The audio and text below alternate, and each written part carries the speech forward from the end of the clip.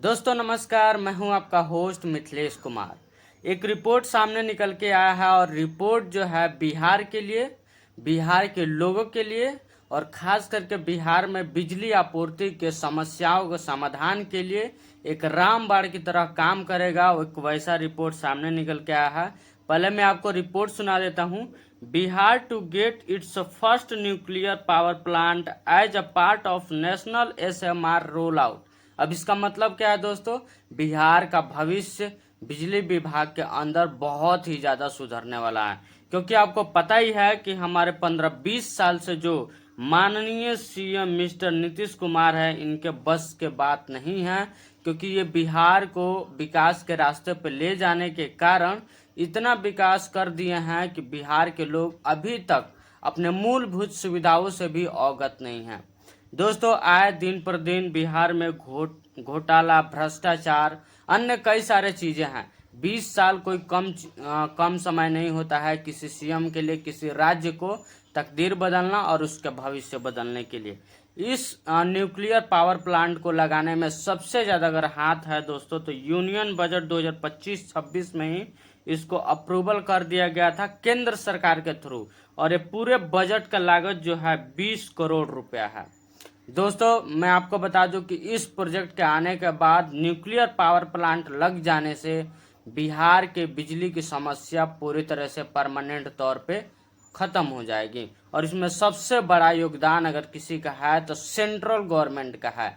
और इस प्रोजेक्ट को लागू करने की या फिर अनाउंसमेंट करने की सबसे पहले जो है सेंट्रल गवर्नमेंट के ही अधिकारियों के द्वारा और मंत्रियों के द्वारा किया गया है। अगर आप बिहार से तो हैं तो आपको खुश होना चाहिए और आप बधाई के पात्र हैं, क्योंकि आने वाले समय में न्यूक्लियर पावर प्लांट लग जाने के वजह से बिहार में बहुत ही ज़्यादा तरक्की होगी, क्योंकि सारे उद्योग धंधे और खास करके रूरल और ग्रामीण क्षेत्रों में बिजली की समस्या पूरी तरीके से ख़त्म होने वाली है। अब आपको मैं बता दूं दोस्तों कि न्यूक्लियर पावर प्लांट कैसे वर्क करता है, कैसे काम करता है, कैसे बिजली उत्पादन करता है, उसको भी मैं आपको समझा देता हूँ। एक तरीके से कहा जाए, जो न्यूक्लियर जो होता है ना, इस तरह से रॉड में फील होता है। उसको एक बड़ा सा चैम्बर में डाला जाता है, उसके थ्रू पानी को जो है गर्म किया जाता है उसके पावर से, उससे स्टीम यानी भाप निकलता है। और यहाँ पर आकर के पंखा जो टरबाइन होता है ना, इसमें आकर के वो प्रेशर डालता है। प्रेशर डालने के उपरांत जो है टरबाइन से बिजली जनरेट होता है। और यहाँ से जो भी स्टीम गर्म भाप निकलता है उसको कूलिंग टावर एक बड़ा सा होता है, उसमें उसको कूलिंग दिया जाता है। दोस्तों, इस परमाणु ऊर्जा के लग जाने से बिहार में कौन कौन से फायदा और सहूलियत होगी, उस पर भी एक नज़र डाल लेते हैं। ऊर्जा सुरक्षा और विकास, energy security and development. Bihar में परमाणु ऊर्जा संयंत्र की स्थापना से राज्य की बढ़ती ऊर्जा जरूरतों को पूरा करने में मदद मिलेगी। यह राज्य की आर्थिक विकास के लिए आवश्यक स्थिर और ऊर्जा का एक महत्व स्रोत बन जाएगा।